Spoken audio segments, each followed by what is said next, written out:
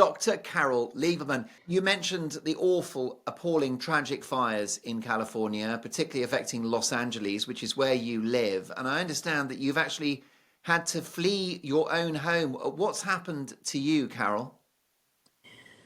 Well, this is Malibu Fire 2.0, as far as I'm concerned, because in 2018, the Woolsey fire, my house, it wasn't destroyed totally, but it was so, the fire, and then came the mud slides because it rained a lot after that, and I am next to a hill. So between the fire and the mudslides, and all the soot and ash that went in there, and then fighting with the insurance company and suing Southern California Electric, Edison, Southern California Edison, I'm still not back in my home.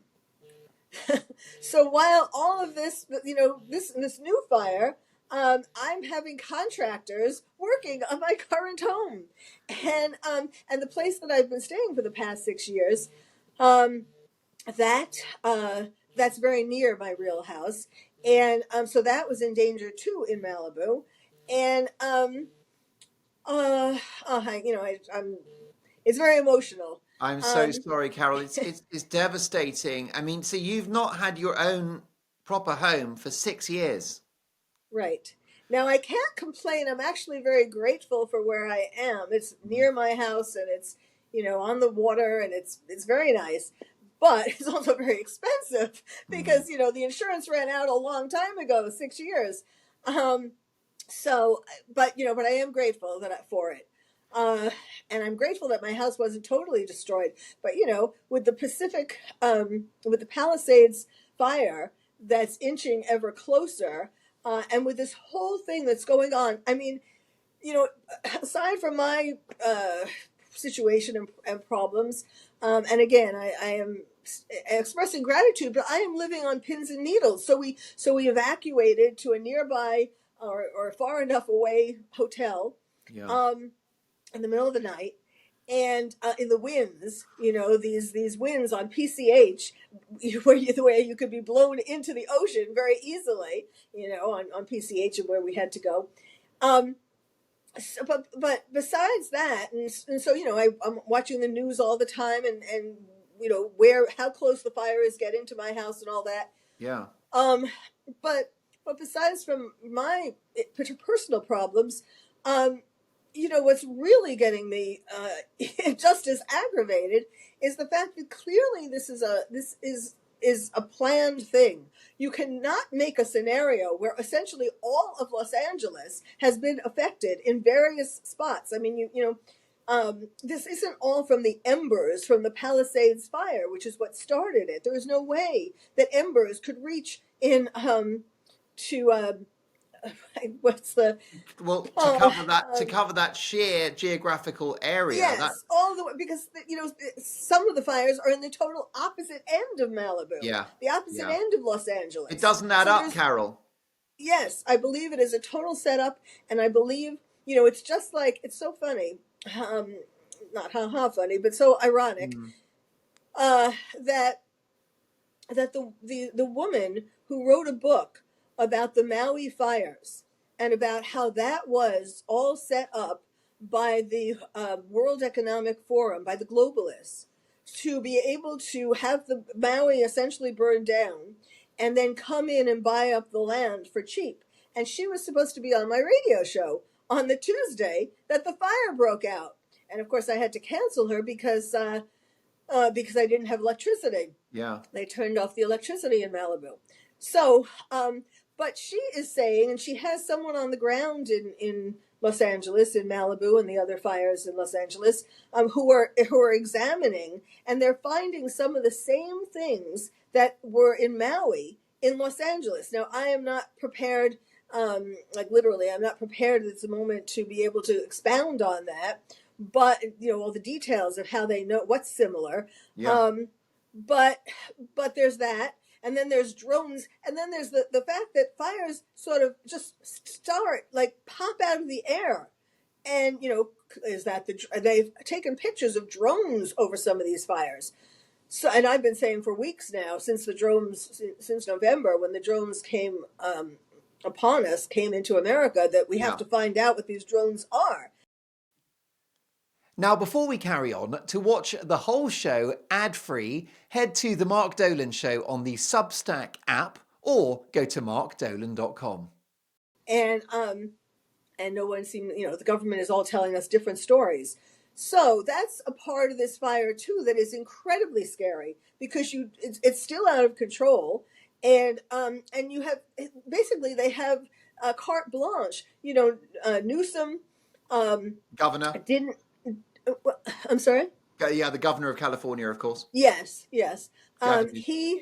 He didn't make the dam. He closed the dams instead of making new ones, even though we voted in to have new dams. The mayor of Los Angeles was in Africa at an inauguration ceremony of someone in Ghana. She was not in Los Angeles. When she came back, they interviewed her. I don't know if you saw that, but it is an unbelievable interview because she just arrived back and they said, "So, Mayor Bass, what do you think about the fires?" And she just stared for 45 seconds into the camera, into the audience. She didn't say a word.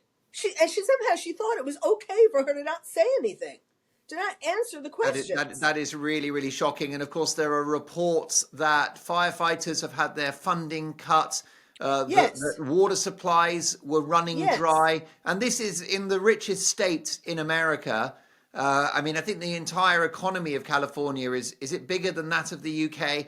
An economic powerhouse, and yet with the resources of a third world country.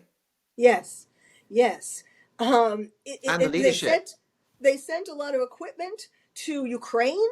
I mean, there are things that happened where it can't possibly be an accident. I was just the here. I was just the fire. Oh, and this happens all the time, and I have been posting about it before this fire, about how when fires break out, they call for firefighters way too late. They call for too few firefighters way too late. So by the time they come, the fire is no longer just a small fire. It's a huge fire, and of course they have a harder time putting it out. And yeah, I mean, Carol, can I ask you? And I'm, you're absolutely entitled to your view. There's no tangible evidence that the fires in Maui or indeed in California are in any way or were in any way pre-planned. But you're not the only person that's raised this question. If it were a plan, what might have motivated it? Why would this have been done deliberately, if that's your view? Well, because this is what the globalists are trying to do to America.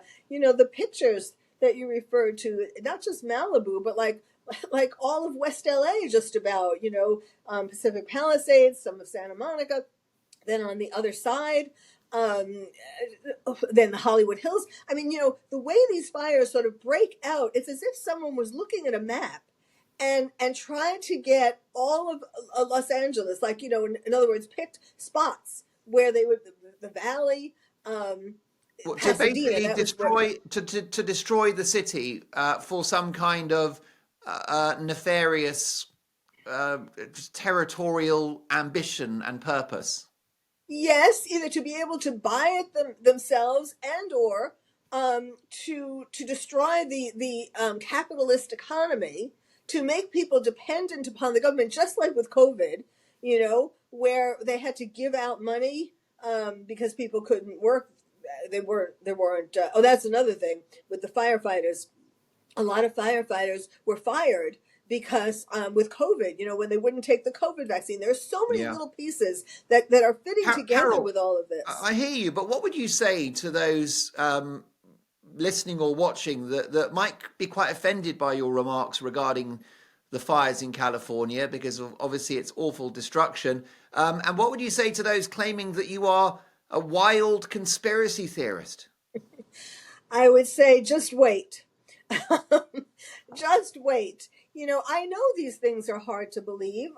I didn't want to believe them myself.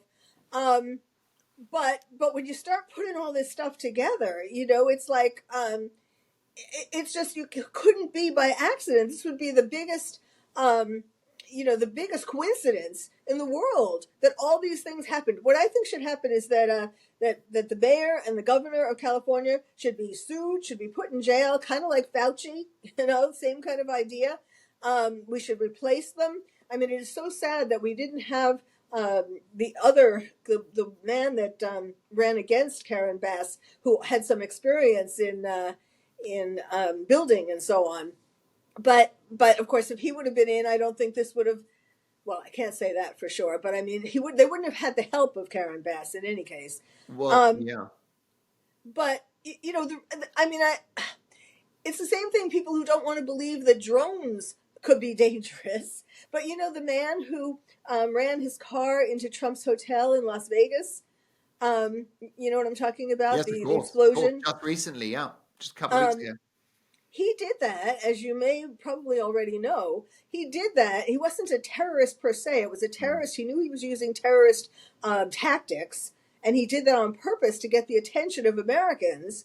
But he was trying to get the attention to get people to realize that these drones are very dangerous. He was a Green Beret. He was in the military, and he was working on drones actually most recently. And he knew that the only people who have such high technology as the drones that are flying are America and China. So he was trying to wait. He said this is a wake-up call. And I guess in a sense, I'm the terrorist therapist, and I've been trying to wake people up to terrorism. I'm not saying that he is that an ISIS or kind of terrorist, but I'm just saying it's the same idea that people are complacent and they don't want to believe that anything dangerous could be happening. They don't want to believe that another 9/11 could be happening. So it's kind of trying to make parallels between the fire and the drones and terrorism. We have to wake up.